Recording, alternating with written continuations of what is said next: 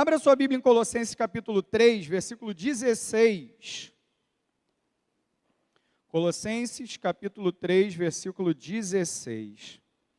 Enquanto você encontra o texto, eu quero deixar aqui uma palavra de gratidão a todos os irmãos que oraram por nós, especificamente pela Josi, que nessa semana passou uma estadia lá no Hospital São Lucas e Copacabana, né?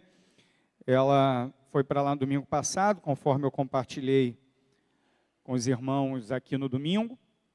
Foi internada na segunda-feira e ficou lá até a quinta-feira.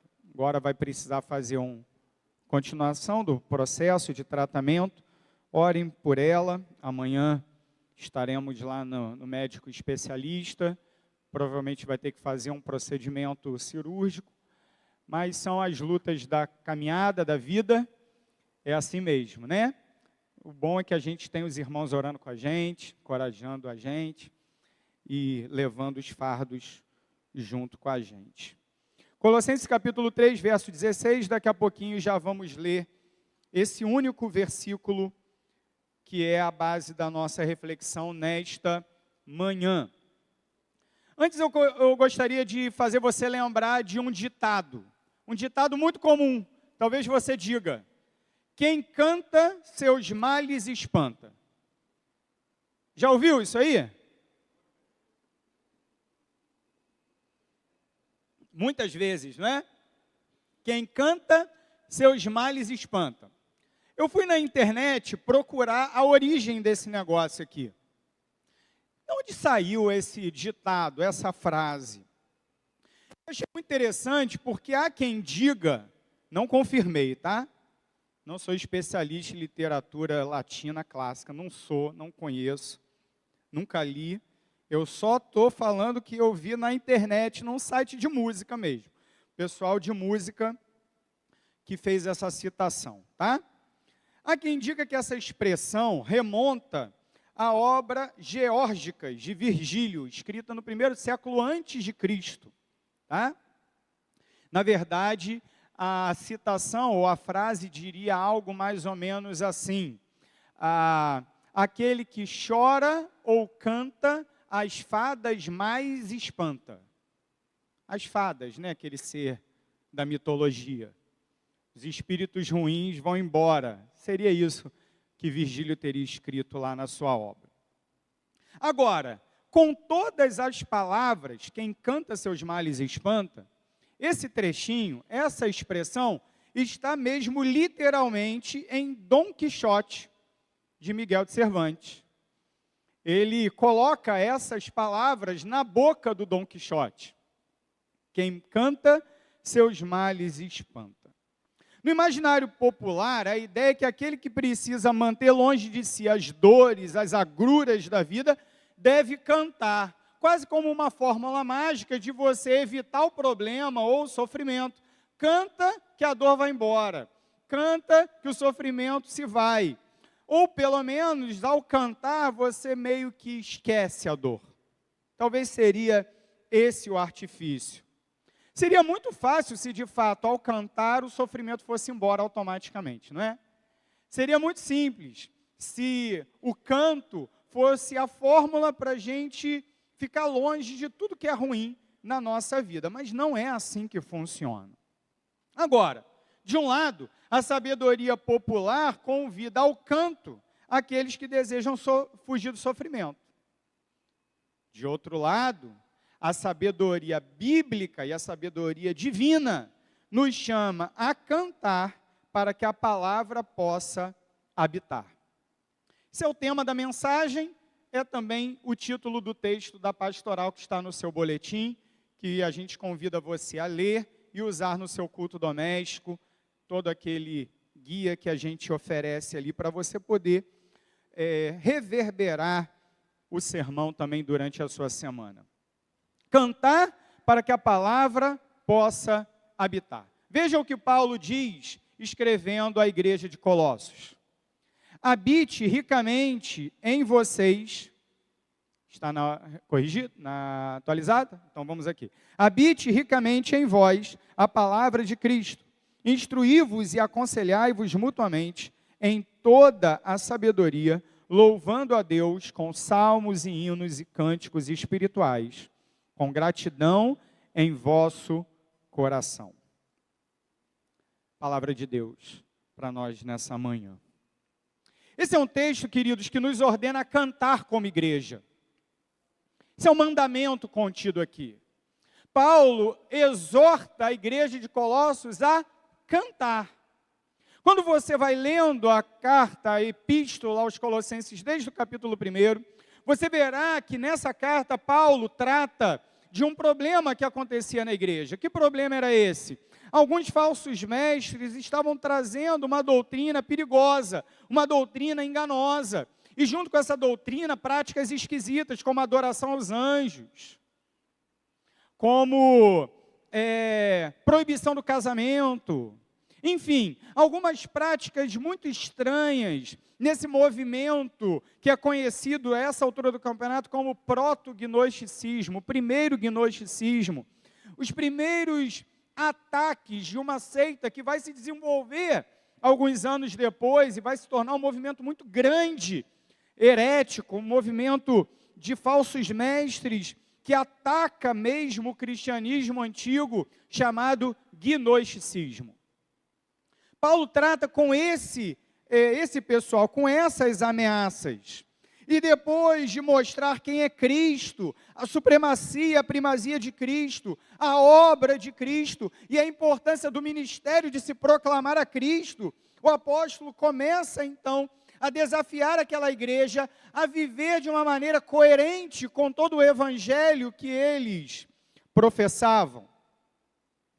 Em meio a essas exortações, a partir do versículo 12 até o versículo 17, o apóstolo Paulo, então, faz uma série de recomendações práticas. Você pode acompanhar na sua Bíblia, que está aberta diante de você, e verificar que o apóstolo, ele faz algumas considerações, ele faz algumas exortações. Revesti-vos, pois, como eleitos de Deus, santos e amados, de ternos afetos de misericórdia, de bondade, de humildade, de mansidão, de longanimidade. O que é isso? É o apóstolo Paulo dizendo, aquele que vive no Evangelho, ele vive uma vida marcada pela misericórdia, bondade, humildade, mansidão e paciência. Isso se manifesta quando os crentes agem de modo a suportarem uns aos outros. Suportai-vos uns aos outros, perdoai-vos uns aos outros, caso alguém tenha motivo de queixa contra outro. O que fazer quando o conflito nos atinge? O que fazer quando nós cruzamos momentos da nossa vida, ou até mesmo da nossa comunhão na igreja, em que alguma coisa não ficou bem resolvida, em que alguma coisa precisa ser tratada, em que o conflito se instalou? O que fazer? Em primeiro lugar, misericórdia, suportar. Em segundo lugar, perdoar.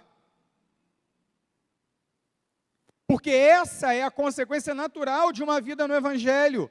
Veja como o verso 13 termina. Assim como o Senhor vos perdoou, assim também perdoai vós.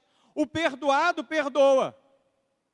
Ninguém pode dizer, eu recebi o perdão de Deus, mas eu não perdoo ninguém. Não existe isso.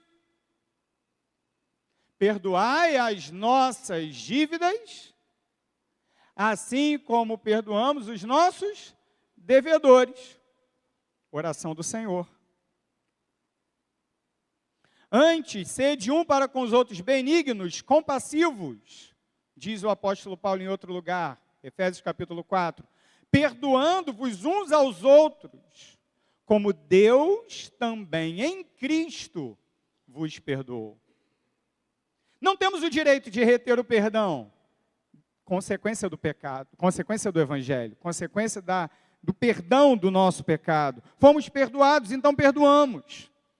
Verso 14, acima de tudo isso, porém, esteja o amor, que é o vínculo da perfeição. Aquele que recebeu o amor manifestado na cruz, não pode deixar de amar. Pelo contrário, ama abundantemente, ama o seu próximo como já se ama a si mesmo. Seja a paz de Cristo árbitro em vosso coração, a qual também foste chamados de um só corpo, e sede agradecidos. Quem vive no Evangelho vive com o coração em paz. Coloca a sua cabeça no travesseiro à noite e dorme. E por que dorme? Em paz. Porque a paz de Cristo é o árbitro. A paz de Cristo, inclusive, nos corrige, nos aponta aqueles lugares onde eu tenho que mudar, onde eu tenho que me ajustar. E eu reconheço que em Cristo eu posso ter um novo começo, pelo perdão, pela graça. Verso 17. E tudo que fizerdes, seja em palavra, seja em ação, fazei em nome do Senhor Jesus, dando por ele graças a Deus Pai. Como o texto termina então? Termina destacando que nós devemos realizar todas as coisas da nossa vida. Nosso trabalho, nossa vida familiar, nossa vida na sociedade. Tudo isso deve ser vivido como que diante do Senhor. A vida cristã é uma vida corandeu, vivida diante de Deus. Ah, não, mas eu não estou diante de Deus na segunda-feira, pastor. Estou diante do meu chefe, não. Está diante do seu chefe, mas também está diante de Deus. A quem você deve prestar contas? Ah, na segunda-feira eu estou lá lidando com os problemas da minha casa, minha esposa, meu marido, meus filhos, meus pais. Isso aí é problema meu. Não, não é problema seu, não. Não é problema seu, não. Você vive a sua vida familiar diante do Senhor, perante o Senhor. E a vida no Evangelho é uma vida repleta de ação de graças, dando por ele graças a Deus Pai. Muito bem, o que fizemos aqui? Contextualizamos rapidamente o texto, só para você entender onde esse versículo 16 está. Mas o versículo 16, ele deve ser compreendido com mais detalhes, porque nesse mês, nós temos trabalhado, durante todo o mês, a questão da adoração, da música. Teu amor me faz cantar, esse é o tema do mês. É isso que a gente está trabalhando como igreja. A importância do louvor para a nossa vida, tanto comunitária quanto pessoal. E esse é um texto que ordena a igreja a cantar.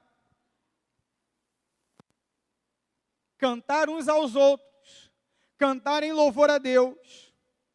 E qual é o efeito que o canto tem em nossos corações e em nossas congregações? Qual deve ser esse efeito? Em primeiro lugar, o texto nos ensina qual é o propósito de cantar. Como o texto começa? Colossenses 3,16. Como começa?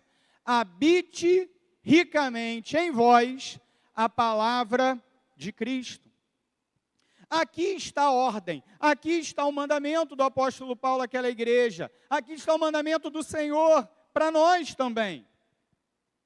A vida no Evangelho é caracterizada pela bondade, pela mansidão, pela paciência, pelo perdão, pela misericórdia, pela ação de graças, pela gratidão.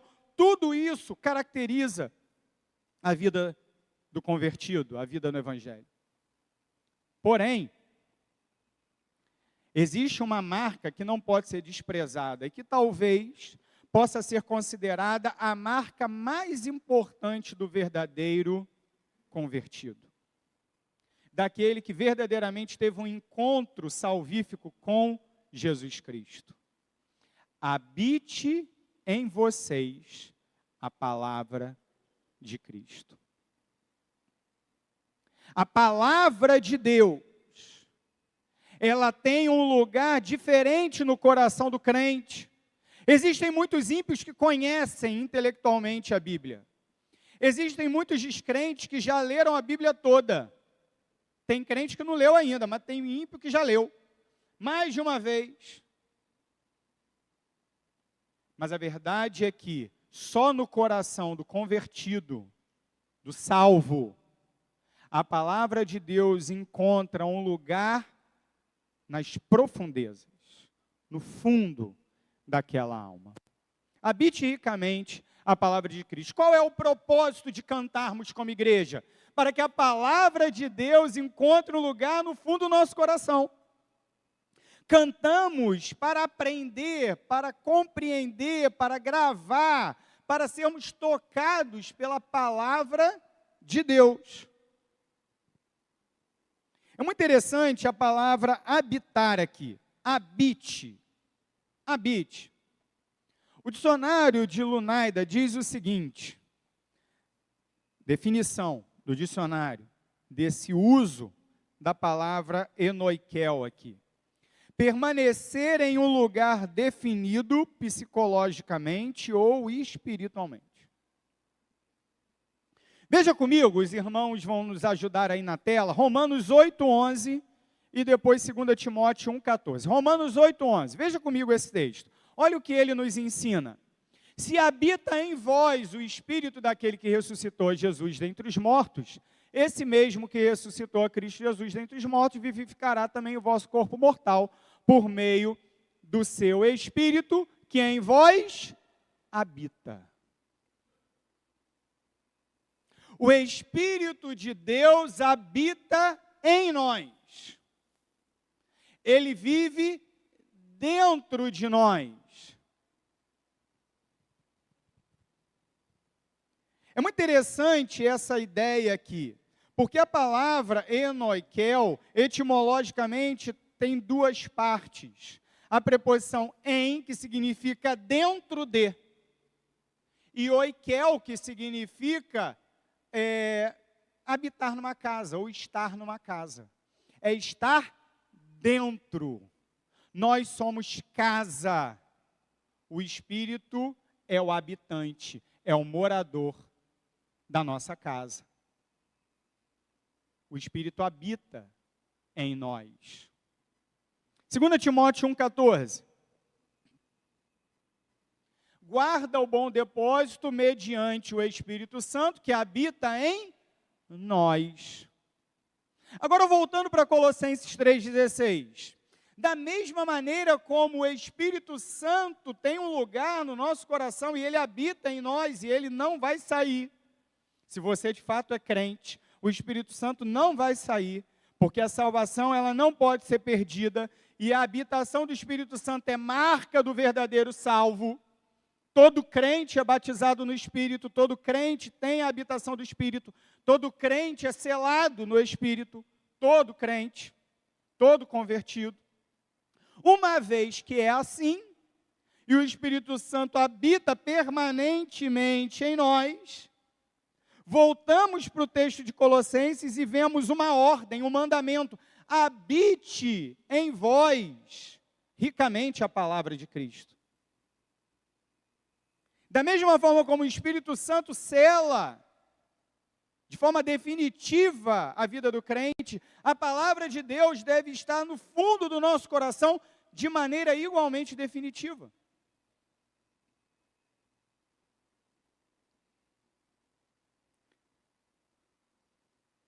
Devemos explicar isso de uma outra maneira. Essa habitação da palavra no nosso coração significa que o Evangelho, na vida da igreja, deve governar cada pensamento, palavra e ação. Sim, até mesmo os desejos e motivos ocultos de cada membro. E assim, deve dominar entre todos eles. E isso ricamente, produzindo muito fruto, conforme João 15:5. Isso acontecerá se os crentes observarem a palavra, Mateus 13:9, manejarem-na corretamente, 2 Timóteo 2:15, esconderem-na no seu coração, Salmo 119:11, e apresentarem-na a outros como sendo, na verdade, a palavra da vida. E aqui eu cito William Hendrickson no seu comentário de Colossenses. Como eu sei que a palavra habita no meu coração? Eu sei porque ela produz fruto. Eu sei porque eu a observo, eu procuro ser obediente a ela. Eu sei porque eu a manejo bem. E aqui manejar bem a palavra de Deus tem vários sentidos, né, irmãos? Várias nuances. Mas às vezes o crente não maneja bem a palavra de Deus nem no seu aspecto mais simples. Às vezes a gente pede, abre a Bíblia em Obadias. Eu sei que Obadias é um desafio. Mas o engraçado é quando a gente vê o crente de 300 anos de igreja, que ainda não sabe onde está Obadias. Não decorou nem a musiquinha, né? Gênesis, Êxodo, Levítico, Números. Como assim? Pastor, manejar bem a palavra de Deus, então, é só ficar fazendo competição de achar texto bíblico? Claro que não, irmão. Faz parte isso também. É bom você saber onde está tudo na Bíblia. Faz bem isso à tua vida espiritual. Mas você precisa compreender, você precisa usar esse conhecimento, você precisa se apropriar dessas verdades e aprender a maneira certa de aplicá-las nas situações concretas da vida. Maneja bem a palavra da verdade. Escondi a tua palavra no meu coração para eu não pecar? A palavra está escondida mesmo?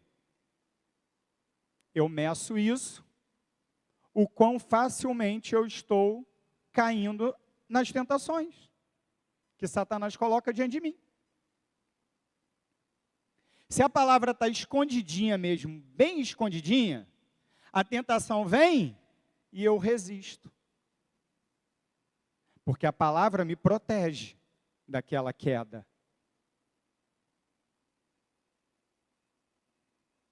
E dessa maneira, nós seremos arautos da palavra de Deus, da palavra da vida. É muito interessante, queridos, notar o seguinte: a expressão palavra de Cristo só aparece uma vez no Novo Testamento todo, e evidentemente na Bíblia toda. Aqui, nessa passagem. Não aparece em nenhum outro lugar. É o único lugar que aparece palavra de Cristo, essa expressão, palavra de Cristo, é aqui. Por quê? Porque aqui Paulo, ele destaca as grandezas da obra de Cristo, de quem Cristo é e daquilo que ele fez por nós. E aí eu te pergunto, a mensagem acerca de Cristo, a realidade de quem Cristo é e daquilo que ele fez, sustentam a tua vida? São a base da sua existência? São o apoio para onde você corre quando está tudo dando errado? É onde você encontra o teu socorro? Onde você encontra a sua alegria? Sabe, meus irmãos, às vezes a gente tenta operar a religião. A gente tenta lidar com a religião para que ela se transforme simplesmente em algo onde eu vou quando eu estou precisando de algum determinado benefício. É religião supermercado. Eu vou lá, procuro o produto que eu quero, tiro, tenho, recebo, pronto. Sigo minha vida do jeito que eu achar melhor. Até estar diante de uma nova necessidade, de uma nova crise, de uma nova tribulação. Essa não é a vida no Evangelho. A vida no Evangelho é aquela que correlaciona todas as coisas com a verdade do Evangelho, com a pessoa e a obra de Jesus. Quando você sofre, você volta à cruz e aos sofrimentos do seu Salvador? Quem somos nós para reclamar do nosso sofrimento se o Cristo morreu uma dor terrível, em dores terríveis, para me salvar? Eu não estou dizendo, querido, que Deus ele não pode ou não vai te socorrer na sua aflição. Deus ele pode fazer isso, e muitas vezes ele vai fazer isso. Mas muito mais importante do que o produto religioso que eu pego na prateleira, é o Deus com quem eu me relaciono. É a companhia de Deus na minha vida, em absolutamente todos os aspectos da minha vida. mas eu só vou experimentar isso se a palavra de Cristo habitar no fundo do meu coração. Propósito de cantarmos é que a palavra de Cristo ocupe um lugar especial no nosso coração. O objetivo do nosso canto não é o mero desfrutar da beleza das melodias ou a apreciação da performance de alguns poucos irmãos talentosos. Não cantamos como igreja para isso. Cantamos para que a palavra de Deus ocupe o lugar de primazia em nossas mentes e em nossos corações. Segundo lugar, o texto nos aponta os benefícios de cantar. Veja que o texto prossegue. Instruí-vos e aconselhai-vos mutuamente em toda a sabedoria. Diante, queridos irmãos, da importância da palavra de Deus na nossa vida como indivíduos e também como igreja do Senhor, nós precisamos diariamente praticar as disciplinas que farão com que essa palavra ache lugar no nosso coração. Qual é a primeira forma que o apóstolo nos dá aqui? Desse trecho que acabei de ler. Ensinem e aconselhem-se uns aos outros com toda a sabedoria. A palavra de Deus deve ser plantada em nossos corações e também na nossa comunidade, através de ensino, instrução e também de aconselhamento, admoestação. E isso deve ser constante, deve ser diário, deve ser permanente. E, ao mesmo tempo, deve ser recíproco.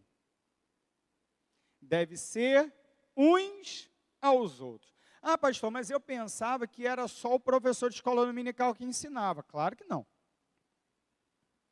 Claro que não.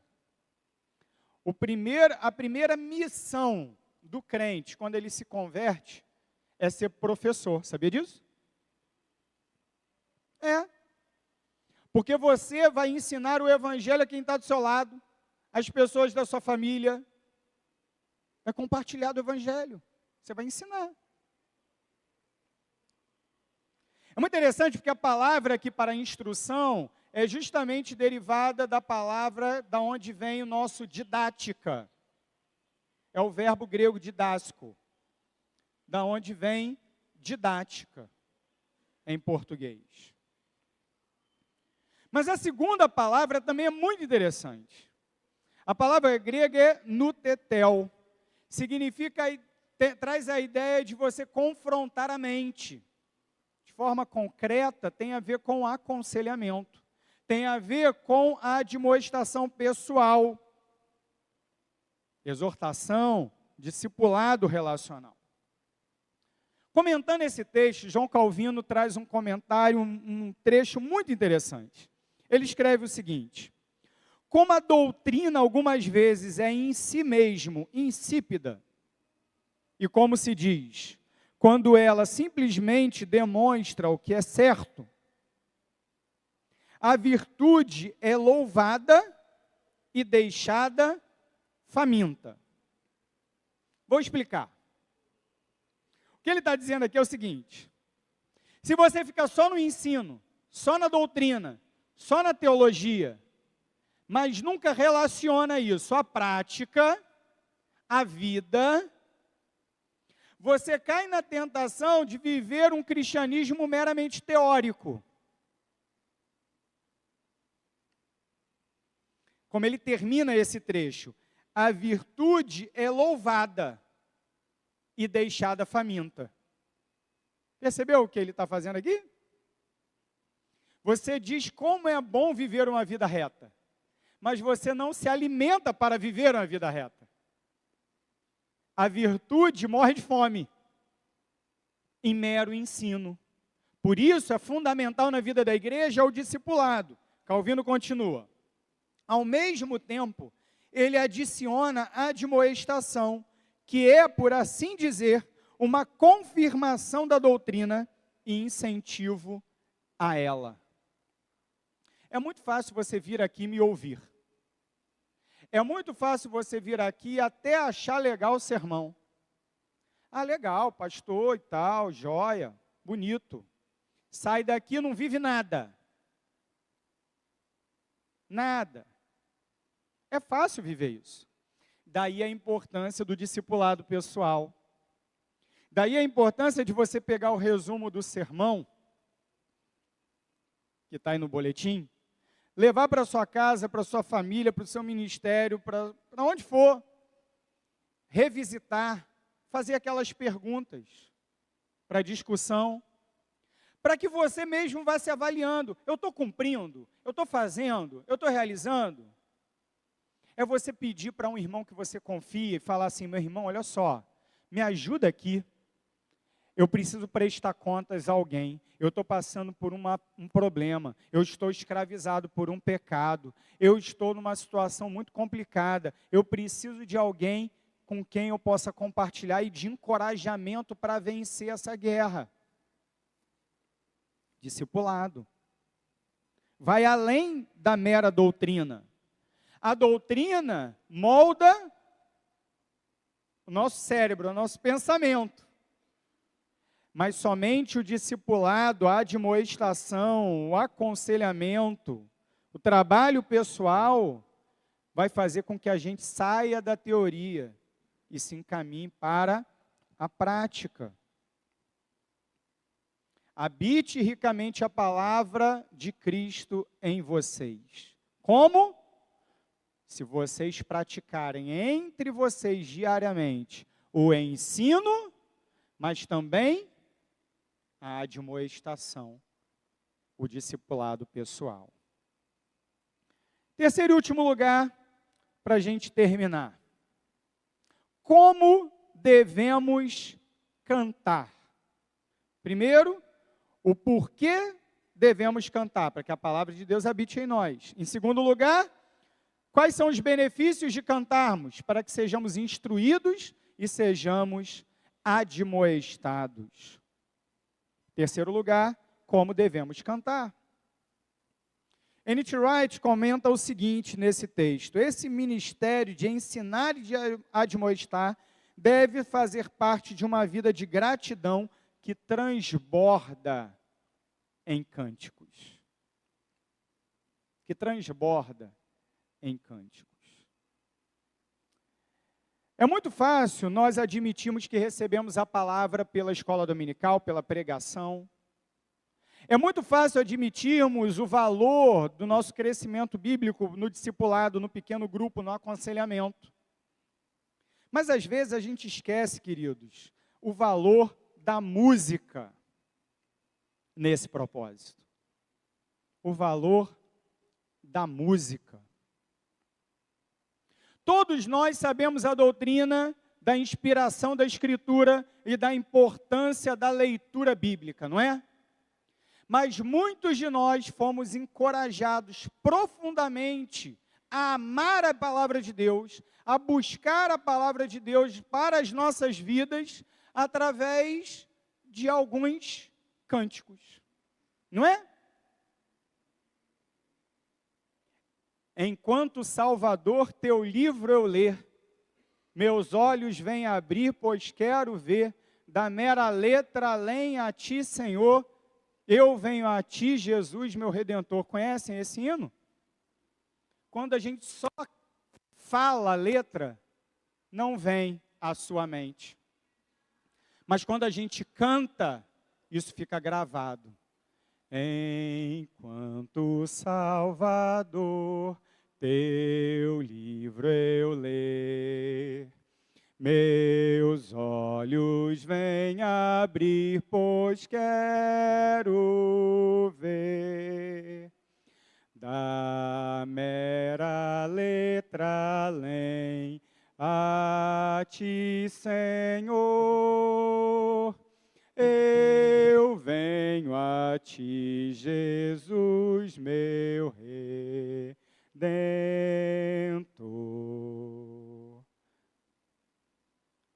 Isso fica para sempre, não é verdade?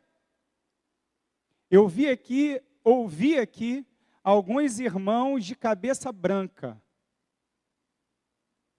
se lembrando quando aprenderam ainda crianças, esses versos do cantor cristão. Não é? Queremos obedecer a Bíblia, mas somos encorajados quando cantamos em Jesus confiar, tua lei observar. Que bênção, que paz, satisfeitos guardar, tudo quanto ordenar, alegria perene nos traz. Crer e observar, tudo quanto ordenar, o fiel obedece ao que Cristo manda.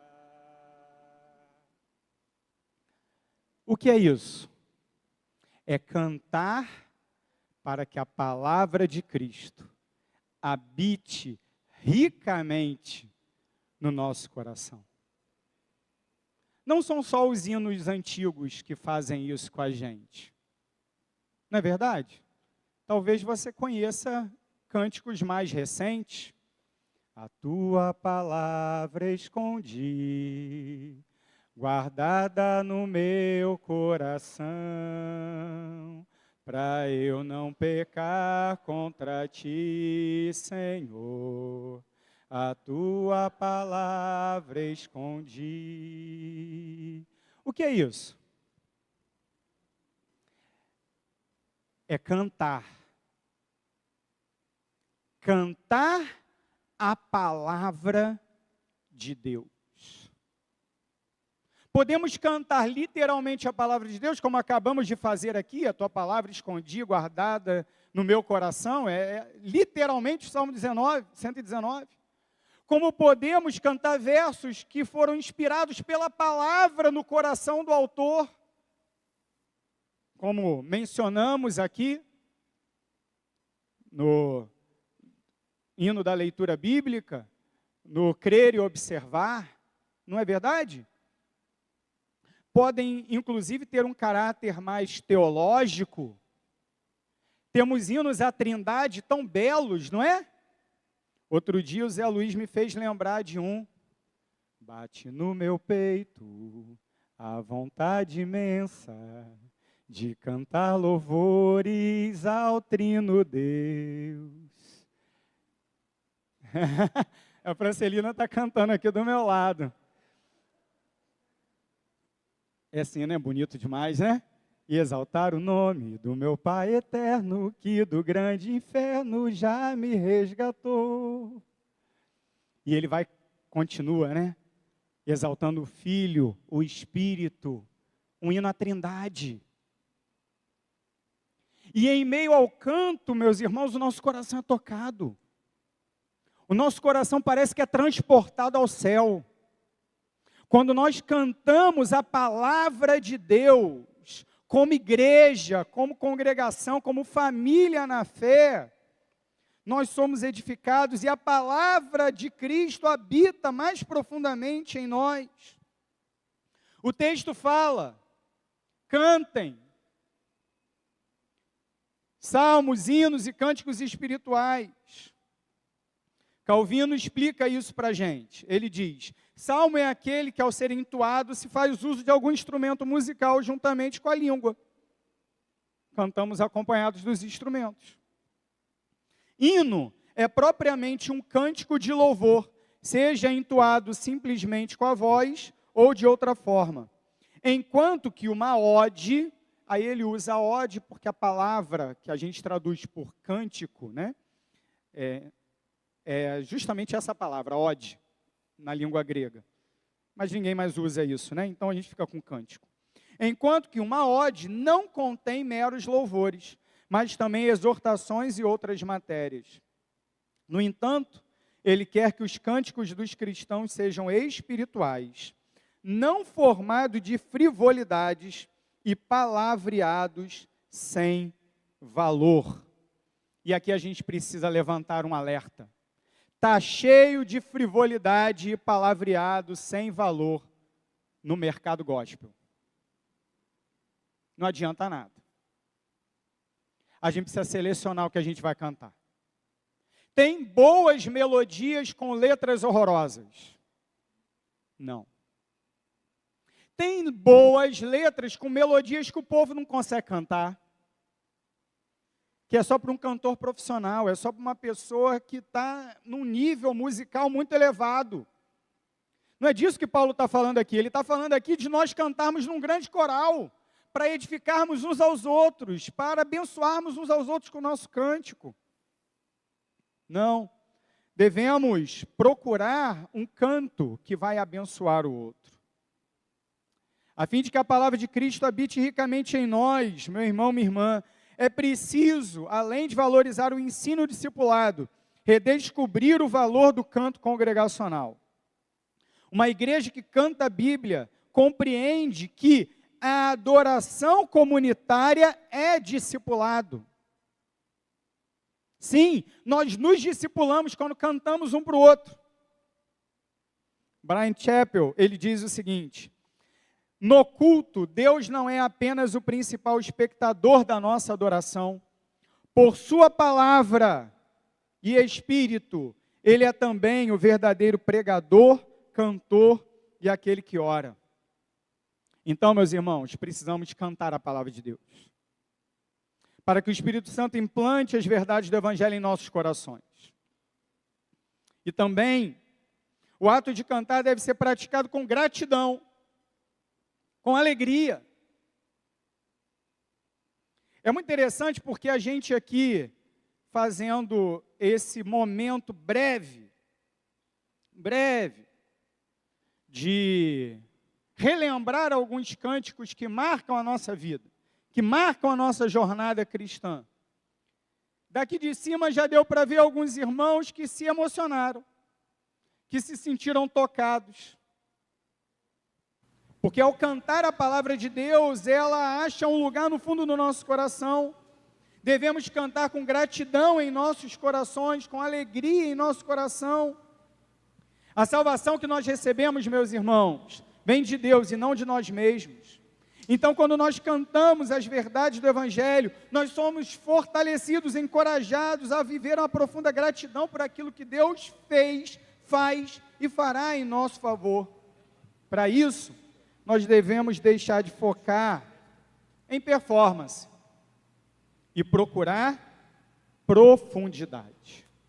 Devemos cantar do fundo do nosso coração as verdades do Evangelho uns aos outros.